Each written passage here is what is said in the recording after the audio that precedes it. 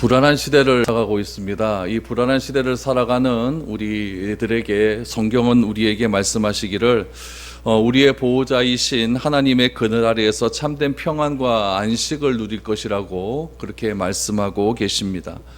우리에게 불안함이 찾아오는 것은 죄가 원인입니다. 같은 사건, 같은 환경, 같은 상황 속에서 하나님의 약속을 믿지 못하는 사람은 늘 언제나 불안 가운데 살아갈 수밖에 없지만, 하나님의 약속을 믿고 행동으로 옮기는 사람에게는 평안을 누릴 수 있게 되는 것이죠. 정탐하고 온 이후 불평과 불만과 비판의 목소리가 가득한 현장 속에서 오늘 11절 말씀에 보면 하나님께서 성막 가운데에 임재하십니다. 이것은 하나님께서 그 사건 가운데 그 불만과 비판과 여러 가지 불안의 소리가 나오는 그 상황 가운데 하나님께서 친히 개입하셔서 하나님께서 그 일을 처리하시겠다고 하는 의지를 보여주는 대목입니다. 하나님의 개입이 불평 속에서 애굽으로 돌아가겠다고 하는 이스라엘 백성들에게 과연 어떤 결과를 낳게 되었을까요? 오늘 본문의 말씀을 통해서 우리 환경을 한번 되돌아보았으면 좋겠습니다. 여러분, 이 환경이라고 하는 것은 늘 언제나 불안합니다. 늘 어렵습니다. 늘 힘들죠. 이런 환경들을 우리가 어떻게 바라봐야 되고 이런 환경들을 우리가 어떻게 이겨낼 수 있는지를 오늘 본문 말씀을 통해서 한번 생각해 볼 수 있었으면 좋겠습니다. 환경 속에 개입하시는 그 하나님께서 어떻게 말씀하시는지를 보았으면 좋겠습니다. 11절 12절입니다.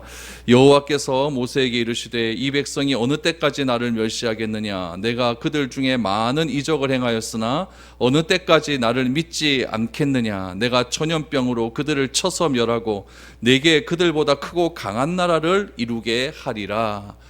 여러분, 이 말씀을 가만히 보시면 노아 홍수를 내리기 전에 하나님께서 노아에게 행한 말씀과 굉장히 유사합니다. 내가 이 백성을 지은 것을 후회한다라고 말씀을 하지 않습니까? 그러면서 싹 쓸어버리고 다시 시작하겠다라고 하는 그런 노아 시대의 메시지가 오늘 본문에도 다시 등장을 합니다. 이 백성이 하나님을 멸시하는 것을 두고 볼 수가 없다라고 말씀하고 있는 것이죠. 그래서 전염병을 그들에게 보내어서 멸하고 새로 모세에게 시작하겠다라고 그렇게 말씀을 하고 있는 것입니다. 여러분, 여기서 우리가 하나 주목해야 될 것은 무엇이냐면은 하나님이 개입하시는 순간이 언제인지를 잘 보셔야 됩니다. 그때가 언제인가?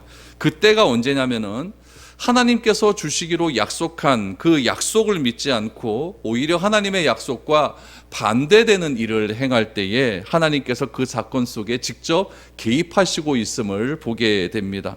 여러분, 개입하시면은 그것으로 끝나는 것이 아니라 하나님의 진노가 얼마나 무서운지 두려운지를 확인할 수 있게 된다라는 이야기죠. 그럼 여러분, 오늘날은 어떤지를 한번 살펴봐야 됩니다. 우리는 과연 하나님이 얼마만큼 두려운 분이신지, 하나님의 두려움을 얼마나 느끼고 있는지를 살펴봐야겠죠. 우리의 현실 속에서 일어나는 패역함을 보지 않습니까? 어떻게 사람으로서 저런 일을 행할 수가 있을까? 어떻게 자식이 부모를 죽이고 부모가 자식을 죽이는 일들이 어떻게 일어날 수가 있을까? 이런 불신앙과 악함을 보시고 하나님께서 참고 또 참으신다는 것을 우리는 발견할 수 있어야 됩니다. 종교개혁자였던 루터는 그 시대의 교회의 타락함과 악함을 보고 이렇게 말을 했습니다. 내가 하나님이라고 한다면 이 시대를 발로 뻥 차버리겠다라고 말을 한 것이죠. 사람 같으면 못 참겠다는 겁니다. 사람 같으면 이 시대의 악함을 도무지 참지 못하겠다는 것이죠.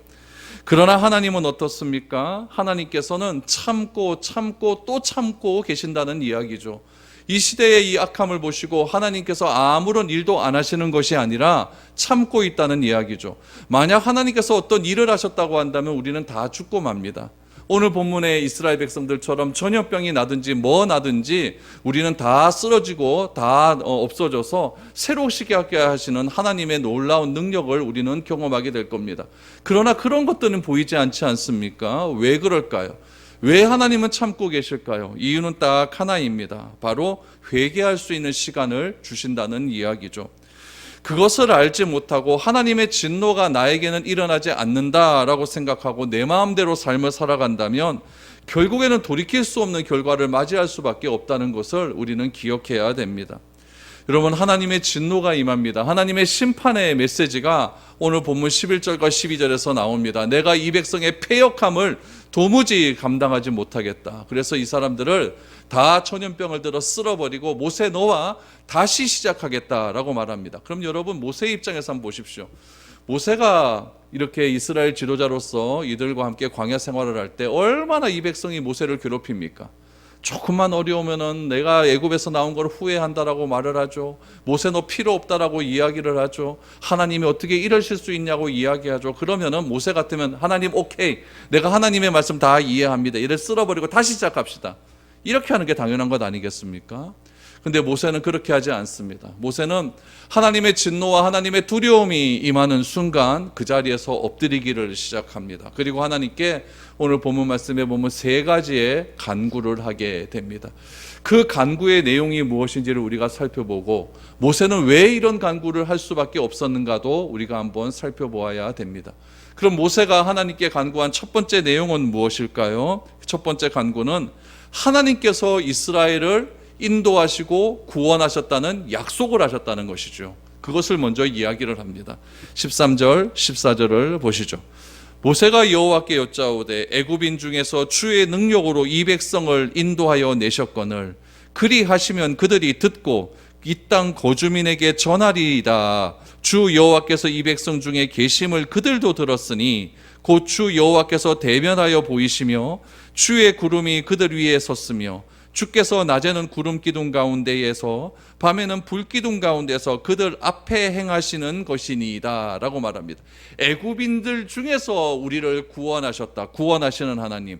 광야 생활 속에서 구름 기둥과 불 기둥으로 여기까지 인도하셨다. 인도하시는 하나님. 하나님은 어떤 분이십니까? 구원하시고 우리를 인도하시는 분이다라는 것이죠. 그럼 왜 우리를 구원하시고 인도하셨느냐? 그건 하나님의 약속에 근거한 것이었다라는 것을 지금 강조하고 있는 것이죠. 이것을 누가 보았느냐? 애굽 사람들이 보았고 주변의 많은 사람들이 다 보았다라고 말씀하고 있는 것이죠. 모세의 기도를 보면은 하나님을 꼼짝 못하게 만들어버립니다. 우리는 보통 기도할 때 뭘 보면 어떻게 하냐면은 이런 식으로 하나님을 협박하지 않습니다. 하나님, 내 기도 안 들어주면 하나님 확 나 죽어버립니다. 하나님, 이거 안 하면 나는 안 됩니다. 막 이런 식으로 협박을 하지, 하나님의 약속에 근거한 협박은 하지 않습니다. 그런데 모세는 하나님께 기도할 때 어떻게 기도하냐? 하나님의 철저한 약속에 근거한 기도를 합니다. 왜 이런 기도를 할 수 있을까요? 하나님을 알기 때문에 그렇습니다. 딴 것 아닙니다. 하나님을 알고 있기 때문에, 하나님이 어떤 분인지 알고 있기 때문에 하나님의 성품을 들어서, 하나님은 약속하셨던 하나님이십니다. 그 약속의 근거에서 우리를 애굽 땅에서 구원해 주셨고, 그 약속의 근거에서 우리를 가나안으로 인도하시기 위해서 구름 기둥과 불 기둥을 보내어 주셨고, 그 인도함에 따라서 우리는 가나안 땅으로 들어갈 것입니다. 이렇게 기도하는 것이죠. 그러면 여러분, 우리가 기도할 때도 그냥 막 기도하면 안 됩니다. 성경을 여러분 읽으시는 이유가 무엇일까요? 하나님을 알기 위해서 기도하는 거예요. 하나님을 알고 그 하나님의 알매 맞는 기도를 할 때에 우리가 참된 기도가 나오는 것이지, 내 마음대로 기도해봐야 그게 무슨 의미가 있겠습니까? 바라기는 여러분들도 하나님을 알고 성경대로 기도할 수 있기를 바랍니다. 그것이 진정한 기도의 내용이라는 이야기죠. 그래서 모세는 하나님께서는 이스라엘을 구원하시고 인도하시는 분이십니다 라고 먼저 기도를 합니다. 두 번째는 어떤 기도일까요? 모세의 간구는 하나님의 신실하심을 스스로 파괴하는 일을 하지 말아달라고 기도합니다. 하나님의 신실하심을 스스로 파괴하는 일을 하지 말아달라. 15절 16절을 보시죠. 이제 주께서 이 백성을 하나같이 죽이시면 주의 명성을 들은 여러 나라가 말하여 이르기를 여호와가 이 백성에게 주기로 맹세한 땅에 인도할 능력이 없었으므로 광야에서 죽었다 하리이다 라고 말합니다. 하나님께서 백성을 전염병 보내서 다 죽여버리면 주변의 나라들이 생각하기를 하나님께서 약속을 지킬 능력이 없기 때문에 다 죽인 것 아니냐, 이렇게 생각할 가능성이 크다는 이야기입니다. 그렇게 되면 하나님은 반드시 약속을 지키시는 신실하신 하나님이신데, 그 신실하신 하나님의 명성이 깨어질 수 있다라고 말을 하는 거죠. 물론 하나님께서 가나안으로 인도하지 않는다고 해서 하나님의 신실하심이 없어지는 것은 아닙니다. 다른 방법을 써서라도 그들을 인도하시겠죠. 그러나 주변 나라의 사람들이 하나님을 그렇게 인정할 수 있다라는 이야기죠.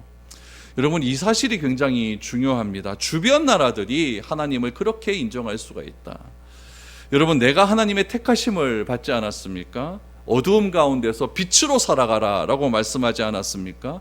그러면 하나님의 택하심을 받고 하나님의 은혜에 의해서 이 어둠 속에서 빛으로 가운데 인도하심을 받은 사람들이 해야 할 일은 과연 무엇일까요? 그것은 바로 하나님의 징계를 막는 그런 역할을 해야 된다라는 이야기죠. 하나님의 진노를 행할 때 그 징계를 누가 막아야 되느냐? 우리들이 막아야 된다는 이야기예요. 여러분, 어떤 사람과 막 싸움을 합니다. 싸움을 할 때 그 싸움이 언제 끝납니까? 하나 죽으면 끝나겠죠. 그러나 그 싸움이 하나 죽지 않고 끝나는 방법은 뭐냐면 말리면 됩니다. 누가 좀 말려줘야 돼요. 그래야 끝이 나는 거죠. 그럼 싸워보시면 알겠지만 진짜 싸우려고 싸우는 사람은 없습니다. 막 말리는 사람이 있으니까 내가 막 자존심 때문에 막 싸우려고 하죠. 그러다가 내가 얘만 아니면 너 이거 끝나는 건 아니겠습니까? 그러니까 싸움은 누가 말려야 끝이 나는 거예요. 끝이 나는 거죠. 하나님께서 이스라엘 백성들을 징계하시고 멸하시겠다 그러면은 하나님의 징계를 말리는 사람이 있어야 될 것 아닙니까? 누가 말립니까? 모세가 말리고 있는 거죠. 모세는 하나님께서 이스라엘을 구원하시고 인도하셨음을 지금 강조하고 있는 거예요. 이스라엘을 애굽에서 구원해 주시고 광야에서 인도하시는 이유는 하나님께서 약속을 지키기 위해서 그러하신 것이다 라고 지금 하나님의 징계를 막고 있는 겁니다. 그런데 하나님의 약속이 구체적으로 실현되기도 전에 이스라엘을 멸하시면 하나님의 신실하심이 훼손되는 일임을 강조하면서 지금 말리고 있는 겁니다. 하나님 그렇게 하지 마시옵소서라고 말리고 있는 것이죠. 오늘날도 마찬가지입니다. 하나님의 진노는 굉장히 클 것입니다. 너무너무 클 것이죠. 그러나 그 진노를 막고 있는 사람이 있습니다. 누굽니까? 저와 여러분들입니다. 기도할 때마다 하나님 이 나라를 지켜주십시오. 하나님 이 교회를 지켜주십시오. 이 민족을 지켜주십시오. 늘 언제나 기도하고 있는 것 아니겠습니까? 죽어 마땅한 사람의 죽음을 가로막는 것이 그리스도인이 해야 할 일이고 기도 제목이 되어야 된다라는 이야기입니다. 우리나라에서 서양의 문물이 처음 들어오고 서양 선교사들이 복음을 들고 들어와서 교회를 세우고 또한 사람들에게 복음을 전할 때 굉장히 많은 어려움들이 있었습니다. 특히 일제시대 때 교회를 향한 그런 억압은 대단히 심했습니다. 일제시대 때는 여러분 이 동네도 다 면단이 아니었겠습니까? 그때 일제시대가 행한 가장 악한 일이 무엇이냐면은 한 면에는 한 교회만 있어야 된다라고 하는 정책을 썼어요. 그래서 이 주변에 있는 교회들 다 문 닫았습니다. 다 문 닫고 이 하원 지역에는 제가 자료를 좀 찾아봤는데 어떤 교회가 남아있는지 모르겠어요. 그런데 설화교회도 그때 폐쇄됐다고 이렇게 기록에 나와 있더라고요. 과연 어떤 교회가 남아있었는가 좀 더 찾아봐야 될 것 같습니다. 한 교회는 다 문 닫아버린 거예요. 그럼 그 사람들이 다 어디 가겠습니까? 다 흩어졌을까요? 아니에요.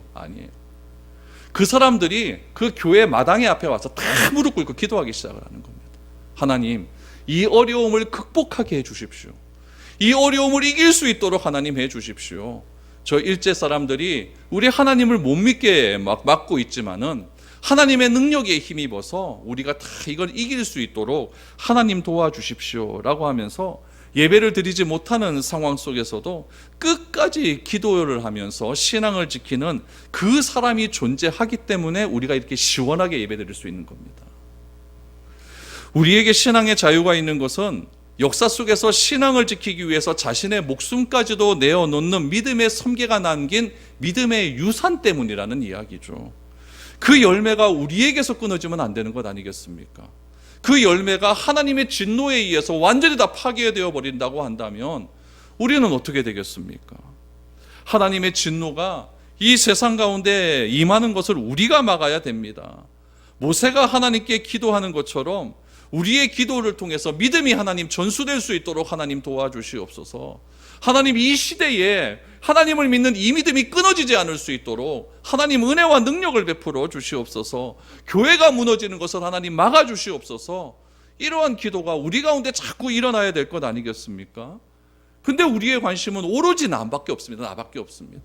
개인주의, 이기주의, 그런 사고가 우리 가운데 너무나 지배함을 통해서 요즘 교회는 여러분 일주일에 한 번 나와서 예배 드리면 끝, 이렇게밖에 생각을 안 하는 거죠. 그러면 여러분 다 무너지고 마는 것이죠. 저는 우리의 기도가 조금 변화될 수 있기를 바랍니다.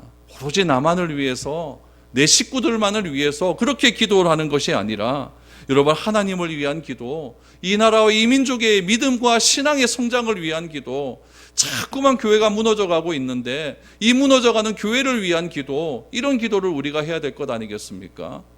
최근에 통계 자료를 보니까 총신 신대원에 졸업하는 그 전도사님들 다 목사 안수를 받아야 되는데, 목사 안수를 받으려고 하면 교회가 있어야 돼요. 부목사로 들어가야 된다는 이야기예요. 전임 자리를 찾아야 되는데 전임 자리가 없는 거예요.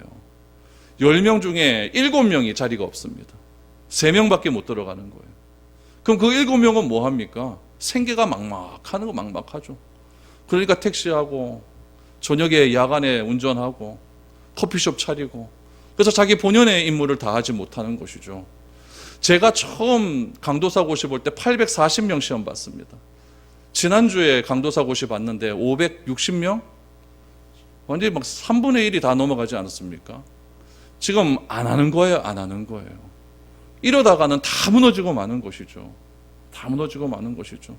이런 현실들의 형편들을 바라보면서 하나님께 간절히 기도해야 됩니다. 하나님, 이 나라의 교회가 무너지면 안 됩니다. 하나님, 이 나라에 진짜 믿는 사람들이 무너지면 안 됩니다. 이런 것들을 하나님 불쌍히 여겨주시어서 하나님, 우리의 기도 덕분에, 우리의 기도 까닭에 이 민족이 다시 한번 복음으로 회복될 수 있는 그런 은혜가 하나님 넘칠 수 있도록 하나님 도와주시옵소서.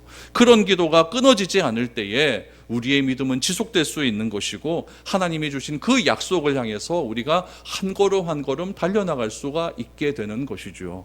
그래서 우리가 이 하나님의 약속한 근거한 기도, 하나님, 우리가 믿는 사람이 끊어지면은 주변에 안 믿는 사람이 우리를 향하여서 손가락질 합니다. 손가락질 많이 받고 있지 않습니까? 하나님, 이런 기도가 끊어지지 않을 수 있도록 여러분 간절히 기도의 불꽃들이 더욱더 일어날 수 있기를 바랍니다. 그래서 모세는 그런 기도를 한 거예요. 하나님이 약속 지킬 능력이 없어서 다 쓸어버리신 것 아니냐. 누가 욕한다고요? 주변에 이방 사람들이 손가락질 하는 거, 그게 두렵습니다. 하나님, 그러지 않을 수 있도록 하나님 도와주십시오. 이렇게 기도를 합니다. 세 번째 간구는 무엇일까요? 우리들의 죄를 용서해 달라고 기도를 합니다. 17절 18절 보십시오. 이제 구하옵나니 이미 말씀하신 대로 주의 큰 권능을 나타내옵소서. 이르시기를 여호와는 노하기를 더디하시고 인자가 많아 죄악과 허물을 사하시나 형벌받을 자는 결탄코 사하지 아니하시고 아버지의 죄악을 자식에게 갚아 3, 4대까지 이르게 하리라 하셨나이다 라고 말합니다. 하나님의 명성을 붙들고 기도한 모세, 이제 하나님의 이름, 하나님의 성품을 붙들고 기도합니다. 하나님은 노하기를 더디하시고 인자가 많아 죄악과 허물을 사하시는 그런 하나님이심 아니십니까? 우리의 죄를 용서하여 주시옵소서라고 간절히 기도하는 겁니다. 이렇게 기도하는 이유가 무엇입니까? 백성 살리겠다는 것 아니겠습니까? 그렇다면 모세가 이렇게 기도하는 이유는 무엇일까요? 여러분, 모세에게 이스라엘 백성들이 대든 적이 한두 번이 아닙니다. 돌 들고 대들고요, 홍해 갈라지고 나서 얼마나 찬양합니까? 찬양하다가 그 예국 군사들이 밀고 들어오니까 또 목세를 향하여 죽이려고 막 그렇게 배들지 않습니까? 여러분, 여러분 밑에 사람들이 여러분들을 향하여서 네가 맞냐 그러면서 하극상이 일어나고 그러면 여러분 막 돌아갑니다. 진짜요. 참을 수 없는 자존심 상함이 일어나는 것이죠. 그런 사람들을 위해서 뭐 기도합니까? 근데 모세는 그런 사람들을 놓고 기도한다는 이야기예요. 모세가 그런 사람을 위해서 기도하는 이유는 무엇일까? 다른 이유 없습니다. 딱 하나예요. 사랑하기 때문에 그렇습니다. 그럼 그 사랑은 어떤 사랑일까요? 우리가 경험되어지는 사랑은요, 달콤한 겁니다. 아주 애잔한 것이죠. 그래서 나도 한번 사랑받고 싶다라고 하는 그런 달콤하고 애잔한 사랑을 우리는 기대하죠. 그러나 그런 사랑은 우리 인간이 가지는 감정적인 사랑이고요, 성경에 나타난 사랑은 어떤 사랑이냐면 고통입니다. 애통입니다. 찢어지는 아픔입니다. 왜 그런지 아십니까? 성경에 나타난 사랑은 일방적인 사랑이기 때문에 그래요. 짝사랑 해보셨습니까? 짝사랑처럼 아픈 것 없습니다. 그 사람은 받아들이지 않는데 나 혼자 사랑한 거예요. 그럼 나 미칩니다. 완전히 가슴이 찢어지죠. 아무도 안 해보셨나 보네. 여러분, 성경에 나타난 사랑은요, 찢어지는 사랑이에요. 마음이 아픈 그런 사랑이죠. 사랑하는 이스라엘 백성들을 보니까 모세의 마음이 너무너무 아픈 거예요. 하나님께서 모세에게 이 백성을 다 죽이고 새롭게 시작하자고 했었을 때 우리가 못하면 어떡할까요? 하나님 나도 지쳤습니다. 하나님 판단이 옳습니다. 이렇게 말하겠죠. 조금만 마음에 들지 않으면 지도자 바꿔야 된다고 하고 애굽에 나온 거 후회한다고 말하는 그런 백성이 이스라엘 백성 아니었겠습니까? 그럼에도 불구하고 모세가 2년 동안 여기까지 그들을 끌고 온 것은 그들을 사랑하기 때문에 그렇습니다. 아픔과 고통을 쥐어짜더라도 그들을 사랑하는 마음이 있기 때문에 끝까지 그렇게 나올 수 있었던 것이죠. 그렇다면 모세는 어떻게 이런 일방적인 사랑을 줄 수 있었을까요? 그 이유는 호렙산 떨기나무 가운데서 하나님을 만났기 때문에 그렇습니다. 하나님 당신은 누구십니까? 하나님 당신은 도대체 누구시기에 이 백성을 내가 끌고 나가야 되겠습니까? 라고 했었을 때 하나님께서 하시는 말씀이 무엇입니까? 나는 스스로 있는 자다. 스스로 있는 자다. 그 가나안 땅에, 애굽 땅에 수많은 하나님 중에 하나가 아니라 인간이 만든 피로에 의해서 만든 그런 우상과 같은 그런 하나님이 아니라 나는 시공간을 초월한 스스로 있는 자다. 나는 나다. 이렇게 말씀하신 거예요. 그 하나님의 거룩함을 바라보고 모세는 사명을 깨닫게 되는 것이죠. 그 사명감에 불끓는 그런 사명감으로 인하여서 그 사명감에 근거함으로써 그 모세 가운데 사랑함이 들끓듯 일어나기 시작하는 겁니다. 나는 이 백성을 이끌고 가야 된다. 근데 그것이 의지로 이끌고 가는 것이 아니라 하나님이 주신 사명감에 의해서 스스로 계신 그 하나님이 주신 명령에 의해서 나는 그들을 이끌고 가야 된다라고 하는 그 사명을 실현하기 위한 사랑이라는 것을 우리는 기억해야 됩니다. 그러므로 사랑은요 달콤한 게 아니에요. 사랑은 그냥 다 포용해 주는 거 그게 아니에요. 사랑은 포용해 주기 때문에 내가 아파요. 사랑은 다 받아주기 때문에 내가 고통스럽습니다. 사랑은 내가 다 품어야 되기 때문에 어려운 것이죠. 그럼에도 불구하고 그들을 놓지 못하는 이유는 하나님이 모세를 사랑하고 붙들고 있다는 것을 모세도 알고 있기 때문에 그렇습니다. 저는 바라기는 여러분들이 포기가 되지 않기를 바랍니다. 포기되어지지 않고 끝까지 한 사람을 향한 애통한 사랑함으로 그들을 잘 끌고 갈 수 있었으면 좋겠습니다. 여러분, 나도 가나안 땅 하나님 나라 가기까지 얼마나 넘어지고 자빠지고 힘든 일들이 많이 있습니까? 그런데 나뿐만 아니라 나도 힘들어 죽겠는데 내 옆 사람도 같이 끌고 가려고 하니 얼마나 어렵겠습니까? 그러나 모세의 그런 애통한 사랑들을 우리도 기억한다고 한다면 우리도 사랑이라고 하는 것은 이런 아픔을 붙들고 함께 가는 것이다 라는 것을 기억하시고 천국 그날 가는 그날까지 우리가 최선을 다해서 믿음의 여정을 다할 수 있는 그런 우리 모두가 되어야 될 줄로 믿습니다. 모세의 이런 마음을 하나님이 다 아십니다. 다 아시고 들으셨습니다. 그럼 하나님은 과연 어떻게 반응하실까요? 치하라고 막 이렇게 하셨을까요? 그건 하나님이 아니시겠죠. 하나님께서 모세의 기도에 이렇게 반응을 보이십니다. 20절에서 23절을 보시죠. 여호와께서 이르시되 내가 내 말대로 사하노라. 그러나 진실로 내가 살아있는 곳과 여호와의 영광이 온 세상에 충만한 것을 두고 맹세하노니 내 영광과 애굽과 광야에서 행한 내 이적을 보고서도 이같이 10번이나 나를 시험하고 내 목소리를 청종하지 아니한 그 사람들은 내가 그들의 조상들에게 맹세한 땅을 결단코 보지 못할 것이요 또 나를 멸시한 사람은 한 사람도 그것을 보지 못하리라 라고 말합니다. 여기서 여러분 중요하게 하나님께서 강조한 동사가 하나 있어요. 그게 뭐냐면은 멸시하다라는 거예요. 멸시하다.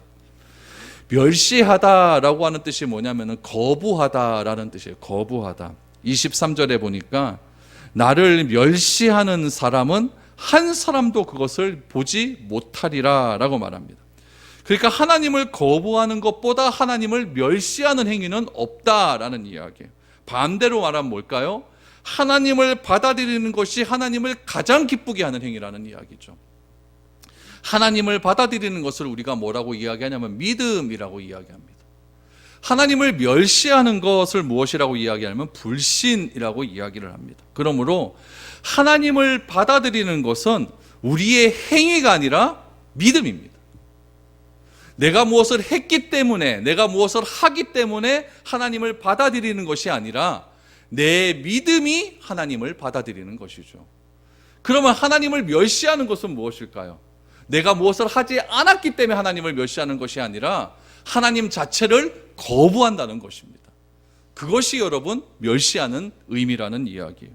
그러므로 내가 무엇을 하기 때문에 하나님이 기뻐하신다, 내가 무엇을 안 했기 때문에 하나님이 안 기뻐하신다, 이런 행동주의적인 차원의 문제가 아니라 하나님이 기뻐하시고 기뻐하시지 않는 그 기준점은 무엇이냐? 하나님을 받아들이느냐 받아들이지 않느냐, 여기에 달려 있다는 이야기예요. 그래서 하나님을 하나님으로 인정할 때에, 하나님을 받아들일 때에, 하나님을 신뢰할 때에 하나님이 그것을 보고 가장 기뻐하신다는 사실을 여러분 꼭 기억할 수 있기를 바랍니다.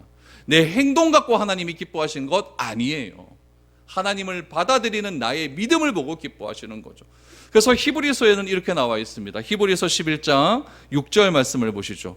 믿음이 없이는 하나님을 기쁘시게 하지 못하나니 하나님께 나아가는 자는 반드시 그가 계신 것과 또한 그가 자기를 찾는 자들에게 상 주시는 이심을 믿어야 할지니라 라고 말합니다.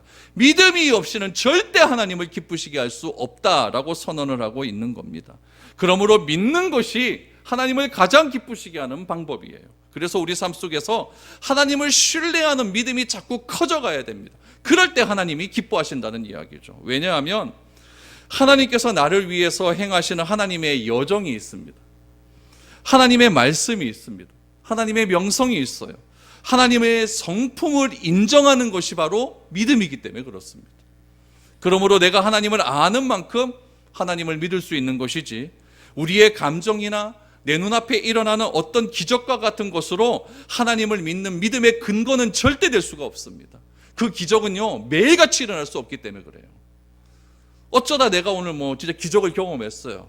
그 기적을 통해서 내 믿음이 자랄 수 있겠죠. 근데 내가 기도할 때마다 그 기적이 자꾸 일어날까요? 절대 일어나지 않습니다. 그러면 여러분 기적을 자꾸 신뢰하지 마십시오. 믿음은 하나님을 아는 지식에서 나옵니다. 그 지식에 성령님이 임할 때에 나의 믿음이 자라나는 것이지, 여러분 믿음 달라고 기도할 때에 하나님의 성경을 통해서 믿음 달라고 기도하셔야 되지, 자꾸 보여달라고 말하지 마십시오. 그건 여러분 참된 믿음의 근거가 아닙니다. 그래서 여러분들이 성경 읽을 때에 그냥 읽지 마시고 성경에 어떤 사건이 나오잖아요. 그럼 그 사건 속에서 하나님은 어떻게 나타나시고 있는가, 이걸 발견하셔야 돼요. 오늘 우리가 읽은 말씀 속에서도 하나님께서 어떻게 나타나셨습니까? 우리를 구원하시고 인도하시는 하나님, 우리 죄를 용서하시는 하나님, 이렇게 나타나지 않습니다. 그 하나님을 내가 알게 된 거예요. 그럼 그것을 하나님 내가 믿을 수 있도록 성령님 도와주십시오, 이렇게 기도하는 것이 진정한 믿음의 고백 아니겠습니까? 그런데 이스라엘은 어떻게 하였습니까? 이스라엘은 그 당시에 하나님께서는 이스라엘에게 믿음을 더하기 위해서 기적을 많이 보여주셨어요. 왜냐하면 그 당시에는 이 성경이 없었으니까요. 그렇기 때문에 하나님께서 직접 말씀하시고 하나님께서 말씀하시는 대로 여러 가지 기적이 일어났습니다. 그럼 그 기적을 보고 이스라엘 백성들은 하나님을 믿어야 돼요. 근데 오늘 본문에 보니까 하나님께서 그 기적을 통해서 믿음이 자라나도록 하셨는데, 이스라엘 백성들은 그 기적을 바라보고도 10번이나 나를 시험하거나 믿지 않았다라고 말을 합니다. 하나님을 모르면 하나님을 시험하게 됩니다. 하나님 이 기도 안 들어주시면 나 하나님 안 믿습니다. 하나님 이거 안 되면 나 교회 안 나갑니다. 하나님 어떻게 하나님이 나에게 이러실 수 있습니까? 이런 기도만 자꾸 반복되는 거예요. 그래서 하나님을 아는 자의 기도와 하나님을 모르는 자의 기도는 여러분 하늘과 땅 차이입니다. 하늘과 땅 차이예요. 여러분 자꾸 어려움이 찾아와 달라면 하나님 이렇게 해주십시오 저렇게 해주십시오라고 기도하면 하나님이 빨리 응답해 주십니까? 절대 안 해줍니다. 절대 안 해줘요. 그러면 내 신앙은 다 무너지죠. 다 무너지죠. 하나님 내 기도 안 들어주신다, 이렇게 급한데도 안 들어주셔, 이렇게 나가는 거예요. 오늘 본문의 상황이 바로 그런 상황입니다. 이스라엘 백성들을 구원하기 위해서 10가지의 재앙을 내리시고 그 10번째 재앙 중에서 하나님께서 넘어가시는 것을 보았습니다. 우리 집 아들은 안 죽어요. 근데 남의 집 아들은 다 죽습니다. 넘어가시는 걸 보았어요. 이스라엘 군대를 쫓아오는 애굽의 군대가 있을 때, 앞에 홍해가 있을 때 홍해가 갈라지는 능력을 보았어요. 그들은 직접 체험까지 했습니다. 물이 없다고 하니까 물을 주시죠. 배고프다 그러니까 만나 주시죠. 고기 없다 그러니까 메추라기 주시죠. 이 정도면 된 것 아닙니까? 그런데 그럼에도 불구하고 오늘 하나님께서는 10번이나 나를 시험했다. 10번이라는 게 진짜 10번 했다는 게 아니라 많이 시험했다는 이야기죠. 10번이나 시험했다, 이렇게 이야기하고 있는 것이죠. 그러면서 왜 애굽에서 우리를 구원하여 주셨습니까? 이런 식으로 나온다는 이야기죠. 그래서 하나님을 향해 화를 내고 역정내고 판단하는 모습이 여러분 우리와 똑같은 모습입니다. 그러므로 하나님을 알아야 됩니다. 하나님을 모르며 삶의 순간순간 내 뜻대로가 되지 않으면 하나님을 자꾸 원망하는 일밖에 일어나지 않는다는 이야기예요. 그래서 여러분들이 성경 읽으실 때마다 이 사건을 통해서 하나님은 어떻게 나에게 드러나고 있는가, 이 사건 속에서 하나님은 어떤 분이신가, 이걸 자꾸 질문하면서 보셔야 돼요. 그렇게 될 때에 그 하나님이 나의 하나님이 될 수가 있다는 이야기죠. 그러나 여러분 24절 25절 하나님께서 또 반대로 말씀하십니다. 그러나 내 종 갈렙은, 이스라엘 백성은 그랬다고 하는데 내 종 갈렙은 그 마음이 그들과 달라서 나를 온전히 따랐은즉 그가 갔던 땅으로 내가 그를 인도하여 드리리니 그의 자손이 그 땅을 차지하리라. 아말렉인과 가나안인이 골짜기에 거주하나니 너희는 내일 돌이켜 홍해 길을 따라 광야로 들어갈지니라. 하나님을 멸시하는 불신자들은 밤새도록 울었습니다. 기억나시죠? 밤새도록 울었습니다. 그러나 하나님을 받아들인 믿음의 사람 여호수아와 갈렙은 눈에 보이는 환경을 보고도 저들은 우리의 밥이라고 얘기했습니다. 이건 무엇이냐? 장애물이 아니라 하나님의 약속을 성취하는 디딤돌이다, 이렇게 이해한 거예요. 그러므로 우리 앞에 일어나는 여러 가지 어려움들은 장애물이 아니라 디딤돌이라는 사실을 꼭 기억할 수 있기를 바랍니다. 그래서 하나님께서 나를 향해, 이 교회를 향하여서, 이 민족을 향하여서 이 장애물을 통해 내가 한 발짝 더 성장할 수 있는 디딤돌로 사용하여 주신다, 이렇게 생각하셔야 됩니다. 여러분, 일본의 세계적인 부호 마쓰시다 전기를 창업한 분이 계세요. 여러분 아실 거예요. 파라소닉이라고 들어보셨죠? 파라소닉, 그분을 창업한 사람이 누구냐면은 마쓰시다 고노스케라고 하는 분이에요. 이 사람은 기업의 신이라고 불리는 사람입니다. 일본에서 지금 돌아가셨는데 기업의 신이라고 불리는 사람이에요. 이 사람이 쓴 책이 있어요. 위기를 기회로라는 책이 있어요. 좀 오래전에 나온 책인데 한번 보시면 괜찮습니다. 이 책에 보면은 어떤 사람이 질문을 하죠. 이렇게 질문을 합니다. 어떻게 해서 이렇게 큰 성공을 거두었습니까? 라고 질문을 해요. 그때 이 마쓰시다 고노스케가 이렇게 이야기를 합니다. 나는 3가지 하늘의 은혜를 경험했습니다. 이렇게 얘기한 거예요. 그러니까 어지간히 또 큰 복이라고 생각하지만 이 고노스케가 말한 3가지 은혜는 이겁니다. 첫째, 우리 집은 가난했습니다. 둘째, 나는 허약했습니다. 셋째, 못 배웠습니다. 이것을 하늘의 은혜라고 이야기를 합니다. 그래서 이 질문한 사람이, 인터뷰한 사람이 물어본 거죠. 왜 이것이 하늘의 은혜라고 말합니까? 이것은 다 저주라고 말하지 않습니까? 라고 물었더니 고노스케가 이렇게 얘기합니다. 나는 부모가 너무 일찍 돌아가셔서 어렸을 때부터 가난 속에서 태어났기 때문에 다른 친구들보다 일찍 철이 들어서 부지런히 일하지 않고는 살 수 없다는 진리를 깨달았기 때문입니다. 둘째, 약하게 태어났기 때문에 건강의 소중함을 깨달아 일찍부터 몸을 아끼고 건강에 힘써 90이 넘었음에도 30대의 건강으로 겨울철 냉수마찰을 하고 지냅니다. 셋째, 초등학교 4학년을 중퇴했기 때문에 항상 이 세상 모든 사람이 나의 스승으로 받아들여 배우는 데 노력하여 많은 지식과 상식을 쌓았습니다.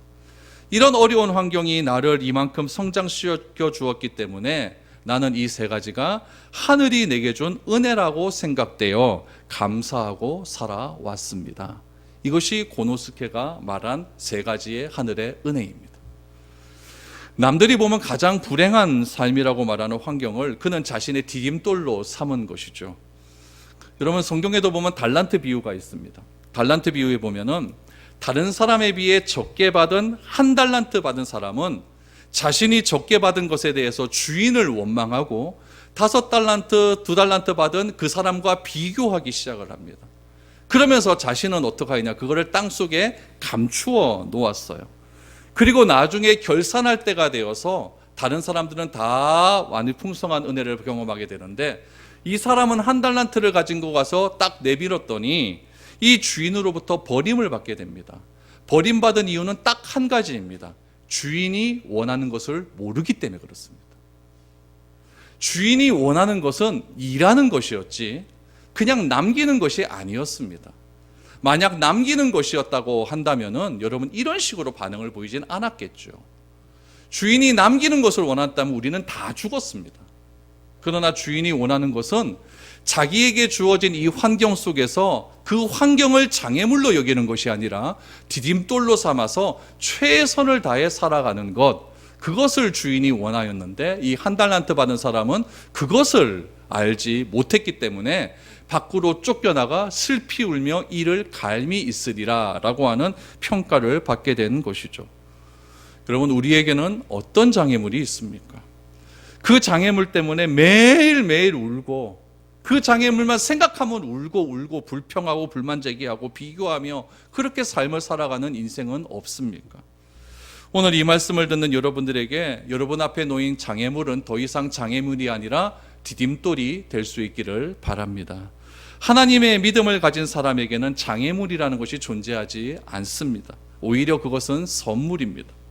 그 선물을 내가 어떻게 받아들이냐에 따라서 우리의 인생은 달라집니다. 하나님을 모르는 고노스케라고 하는 그런 사람도 여러분, 그 자기에 주어진 그 불합리한 상황, 어려운 상황을 오히려 감사하는 상황으로 되바꿨을 때 그는 이 사회에서 크게 존경받는 사람이 되었듯이, 하나님을 믿는 우리라고 한다면 그것보다는 더 우위에 있어야 될 것 아니겠습니까? 그래서 하나님께서는 그 장애물, 가나안 땅에 있는 아낙 족속, 그 이방인들을 보고 그들은 내 밥이다라고 디딤돌로 생각한 갈렙을 향하여 갈렙을 평가할 때 이렇게 말하지 않습니까? 내 종 갈렙은 그 마음이 그들과 달라서 나를 온전히 따랐은즉 그가 갔던 땅으로 내가 그를 인도하여 드리니니 그 자손이 그 땅을 차지하리라. 저는 이런 하나님의 메시지가 나에게 향한 메시지가 될 수 있기를 축복합니다. 그래야만 이 어려움을 이길 수 있게 되는 것이죠. 그래서 여러분은 세상의 마음과 달라서 주님을 온전히 따름으로 하나님께서 약속하신 그 땅을 다 쟁취할 수 있기를 바랍니다. 울고불고 했던 사람들은 다시 오늘 본문에 보니까 광야로 되돌아갔다라고 말을 하지만 갈렙은 결국 그 땅을 차지하게 될 것입니다. 그 땅을 모두 차지하게 되는 모든 여러분들이 될 수 있기를 주님의 이름으로 축복드립니다.